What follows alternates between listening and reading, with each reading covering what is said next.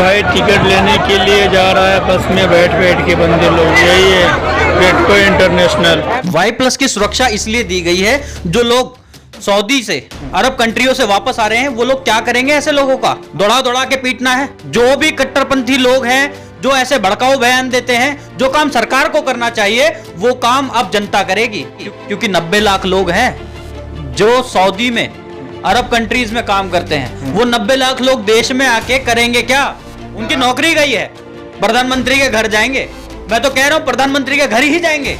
ये अंधभक्तों की जो टोली मोदी जी ने पाल रखी है, वो कुछ भी ऐसा कह देती है जो किसी को बुरा लगे भला लगे, उससे कोई फर्क ही नहीं पड़ता इन्हें। जब सऊदी जाते हैं तो वहां के प्रिंस से लिपटने को तैयार रहते हैं, लेकिन देश के मुसलमानों से इतना नफरत क्यों? नरेंद्र मोदी की कैबिनेट को माफी जरूर मांगनी चाहिए। देशद्रोही की बात तो नुपुर शर्मा ने बोली, कपिल मिश्रा ने बोली। जो लोग ये कहते हैं 56 इंच का सीना है मोदी जी का, उन्होंने बहुत कुछ नापा होगा मोदी जी का, और भी बहुत कुछ नाप सकते हैं, उन्हें पूरी छूट है, क्योंकि मोदी जी तो उनके कुछ लगते हैं ना। धारा 377 हटाई गई, वो क्यों हटाई गई थी? इन्होंने अपने मजे के लिए हटाई थी धारा 377। अब वो नपवाते फिरते पता नहीं क्या क्या नपवा देते हैं, हमें क्या मतलब? 56 इंच का सीना जिसने नापा और पता नहीं क्या नाप लिया होगा। अंधभक्त कहते हैं प्रधानमंत्री जी की कृपा से सऊदी में मंदिर बनाया जा रहा है, पहला मंदिर है, लेकिन अब तो तोड़ा जा रहा है, वो भी प्रधानमंत्री जी की कृपा से ही तोड़ा जा रहा है। ये जो भाजपा के लोग हैं ना, संघ के लोग हैं, उन्हें मुसलमान तो दामाद चल जाता है, लेकिन देश की जनता मुसलमान नहीं चलती। इन्हें दामाद मुस्लिम ही पसंद हैं, और भी बहुत सारे दामाद बनाने के लिए तैयार हैं ये लोग। तुम्हें अगर दामाद मुस्लिम चल जाता है तो देश में मुस्लिम क्यों नहीं चलते? नमस्कार, मैं हूं देव, इसमें आप देख रहे हैं लोकतंत्र टीवी। यूएई की जो हालत है कि वहां पर रह रहे भारतीय मजदूरों को किस तरीके से भगाया जा रहा है, यह बेहद शर्मनाक घटना है। साथियों, आपको बता दें कि देश की सरकार है, श्री नरेंद्र मोदी चुप है इस बात पर, अमित शाह खामोश है, मोहन भागवत जो आज तक ताल ठोक कर कह रहे थे कि अगले 3 सालों में हिंदू राष्ट्र बनाएंगे, वो भी चुप है, सिर्फ इसलिए कि मजदूरों को वहां से भगाया जा रहा है। कारण जानिए कि नुपुर शर्मा के बयान ने प्रॉफिट मोहम्मद साहब के ऊपर जो टिप्पणी करी है, उसको लेकर यूएई, कतर, ओमान, तमाम ऐसे जो मुस्लिम स्टेट हैं, अरबिक कंट्री हैं, वो सभी लोग अब भारतीय मजदूरों को भगा रहे हैं। इस हिंदुस्तान पर, भारत पर विपदा आ पड़ी है, बड़ा संकट है। जो वजीर आजम यानी कि श्री नरेंद्र मोदी खामोश है इस बात पर। मुझे बेहद दुख हो रहा है इस बात को कहते हुए कि आज के दौर में जब ऐसा दौर चल रहा है, हिंदुस्तान में कोई ट्वीट करने को तैयार नहीं है, और नरेंद्र मोदी आज के डेट में भी नुपुर शर्मा को गिरफ्तार नहीं किया जा रहा है, वाई प्लस सुरक्षा दी जा रही है। सबसे हैरान करने वाली खबर है। फिलहाल इस वक्त हमारे साथ मौजूद है राहुल पार्चा, भारतीय साहब मौजूद हैं। राहुल जी, क्या कहेंगे? यूएई से भगा रहे हैं लोगों को, मजदूरों को, कहां आएंगे ये लोग, क्या करेंगे इस भारत में जहां एक तरफ बेरोजगारी का इतना बड़ा दौर है, वहां पर लोग आ रहे हैं फ्लाइट लेके? देखिए, जो भी हुआ है आज हमारे देश में, मजदूरों की जो हालत है, सबसे पहले मजदूरों का पलायन कब हुआ था? कोरोना काल में मोदी जी की वजह से हुआ था, भगाया गया। अपने ही देश में नंगे पैर बेचारे अपने घरों तक पहुंचे। अब यूएई से कैसे पहुंचेंगे, ये देखने का विषय है। और ये सब कुछ हो क्यों रहा है? मजदूर ही हमेशा क्यों पिसता है? हमारे देश की गलत नीतियों की वजह से। देश की क्या, जो सरकार में मोदी जी मौजूद हैं, मोदी जी अंधभक्त, और अंधभक्तों की कैबिनेट है पूरी। मोदी जी की कैबिनेट वो भी अंधभक्तों की ही है। अंधभक्त है सारे लोग, सारे अंधभक्त हैं, बिल्कुल अंधभक्त हैं। आज जो भी लोग वापस आ रहे हैं यूएई से, जितने भी मुस्लिम कंट्रियां हैं, वो आज हमारे देश का विरोध क्यों कर रही हैं? वो इसलिए कर रही हैं क्योंकि ये अंधभक्तों की जो टोली मोदी जी ने पाल रखी है, वो कुछ भी ऐसा कह देती है जो किसी को बुरा लगे भला लगे, उससे कोई फर्क ही नहीं पड़ता इन्हें। आज देश की जनता त्राहिमाम कर रही है, लेकिन मोदी जी आराम कर रहे हैं। मोदी जी इस पे एक शब्द नहीं बोले कि नुपुर शर्मा ने ऐसा बयान क्यों दिया किसी के धर्म को लेकर या किसी के पूजनीय। जैसे आज हमारे भोलेनाथ को, महादेव को अगर कोई कुछ कहता है तो हम खड़े हैं उसका विरोध करने के लिए, लेकिन प्रॉफिट मोहम्मद के खिलाफ अगर कोई कुछ बोलेगा तो क्या मुस्लिमों को बुरा नहीं लगेगा? आज हम कहते हैं कि हम हिंदू राष्ट्र बनाएंगे।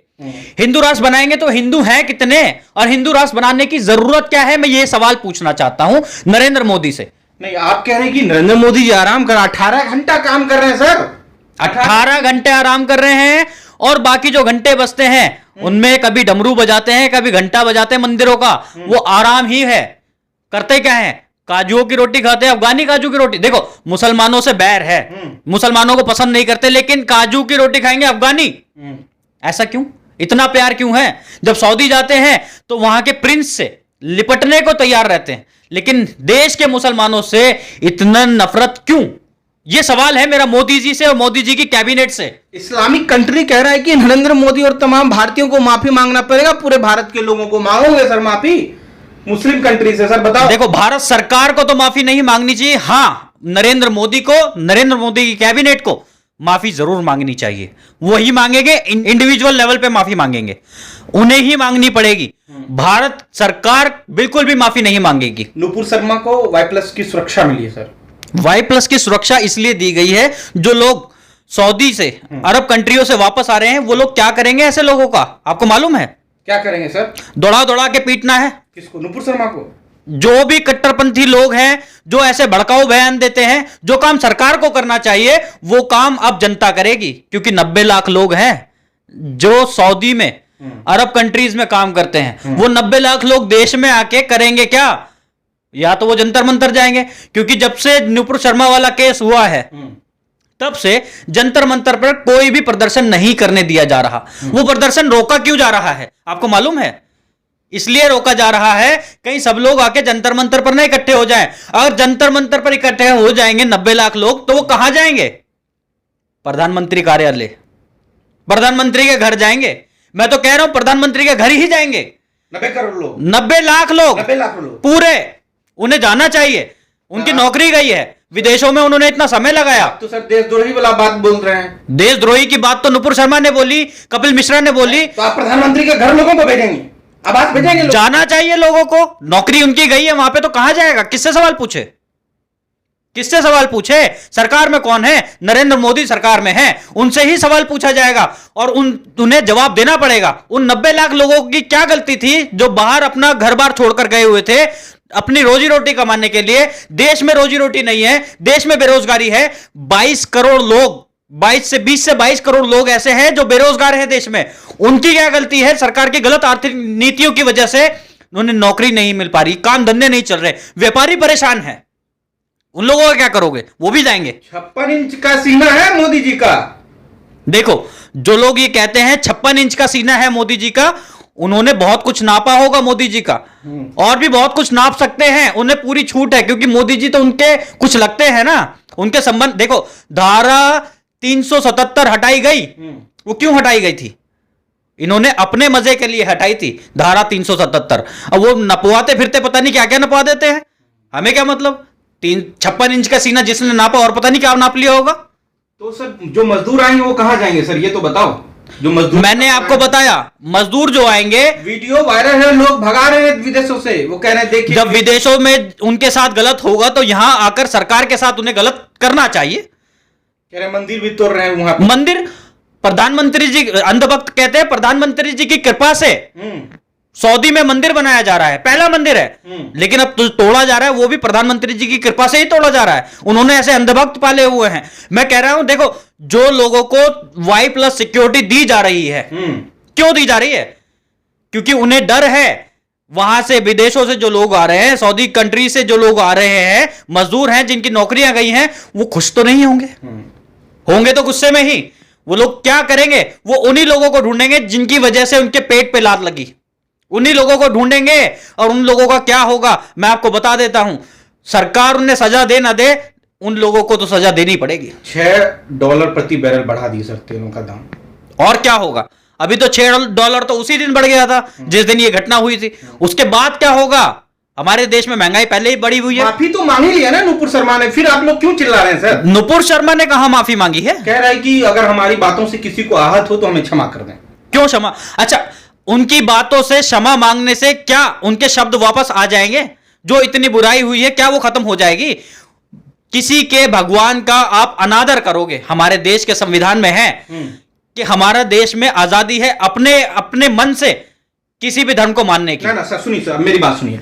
नकवी साहब हैं, शहनवाज हुसैन है भारतीय जनता पार्टी में, ये लोग तो कुछ नहीं बोलते। क्या ये लोग मुसलमान नहीं है सर?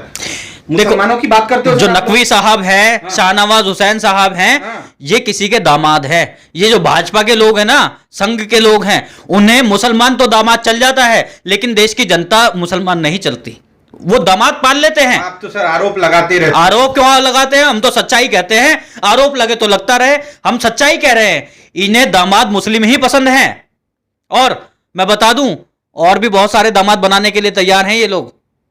किसी को छोड़ेंगे नहीं, दामाद मुस्लिम ही चाहिए, लेकिन लोगों को दिखाने के लिए कहते हैं हम कट्टर हैं। कट्टर सिर्फ लोगों के लिए, जनता के लिए कट्टर हैं। दामाद तो मुस्लिम चलता ही है। मेरी बात अगर झूठी लगे तो सर्च कर लो, शाहनवाज हुसैन किसका दामाद है, नकवी जी किसके दामाद हैं, ये पता लग जाएगा आपको। और जो ये सुब्रमण्यम स्वामी जिन्हें कट्टर कहा जाता है, उनके दामाद कौन हैं वो पूछो, वो देखो, सर्च करो और उन्हें जवाब दो। उन लोगों को, उन ताकतों को जो कट्टरता फैला रहे हैं, उन लोगों को बताओ कि तुम्हें अगर दामाद मुस्लिम चल जाता है तो देश में मुस्लिम क्यों नहीं चलते। तो ये इसी पे राजनीति करते हैं भारतीय जनता पार्टी के लोग। भारतीय जनता पार्टी के पास कोई मुद्दा ही नहीं है, उनके पास डेवलपमेंट का कोई मुद्दा नहीं है, उनके पास कुछ नहीं है काम करने के लिए। सिर्फ और सिर्फ नफरत फैलाना ही उनका एकमात्र काम है। ये चाहते हैं हिंदू राष्ट्र बनाए, और हिंदू राष्ट्र बनाना ही क्यों है, मैं कह रहा हूं हिंदू है कितने। मोहन भागवत ने कहा 3 साल में बनेगा। मोहन भागवत कब, आरएसएस कब फाउंड किया था, कब बना था आपको मालूम है? 1925 में। कितने साल हो गए अखंड भारत बनाते जा रहे हैं? क्या आज तक अखंड भारत का आ का भी पता है ना? इनके पास कोई रोड मैप है? 2025 में तांडव होगा, हिंदू राष्ट्र बनेगा 100 साल पूर्ण। 2025 में तांडव होगा तो सारे के सारे संघी और सारे के सारे भाजपाई उस तांडव में नाच रहे होंगे, क्योंकि जनता के तीसरी नेत्र खुल जाएगा। आप नाचेंगे वही, आगे पीछे इधर उधर पता नहीं कहां कहां नाचेंगे। जो लोग चाहते हैं हिंदू राष्ट्र बने, मैं आपको बता देता हूं हिंदू है कितने। ये लोग हिंदुओं में मानते किसे हैं? टॉप जो लोग हैं 3%, जो कहते हैं ना भैया 3 और 13, बस यही वालों को हिंदू मानते हैं। और मोस्टली को 3 को ही मानते हैं, 13 को भी नहीं मानते। जो कहावतें बनी है वो ऐसे ही थोड़ी बनी है, ना तुम 3 में हो ना 13 में हो। 3 और 13 क्या समझते हैं हम ये समझते हैं 3 और 13 से कि हिंदू कौन है, 3 वाले और 13 वाले। बाकी सब तो कौन है? दलित हैं, देशद्रोही हैं, पाखंडी हैं, जो सिर्फ अपना भला चाहते हैं, देश से उन्हें कोई मतलब ही नहीं है। नरेंद्र मोदी कह रहे हैं यहां भी खुदेगा वहां भी खुदेगा। नरेंद्र मोदी जो कह रहे हैं खुदेगा, जो दूसरों के लिए गड्ढा खोदते हैं उन्हें पता नहीं है। ये कहावत मैं कह रहा हूं ऐसे नहीं बनी है। जो दूसरों के लिए गड्ढा खोदते हैं वो उन्हीं गड्ढे में गिर जाते हैं। कब्रें बनेगी इनकी, नरेंद्र मोदी की। जो लोग गड्ढा खोदेंगे उनकी कब्र बनेगी। आप बनाओगे कब्र? मैं भी बनाऊंगा, देश की जनता बनाएगी, कब्र बनाएगी। जो लोग गड्ढा दूसरों के लिए खोदते हैं उन्हीं के लिए गड्ढे खुदे होते हैं, वो उसी गड्ढे में जाते हैं और कहीं नहीं जाते।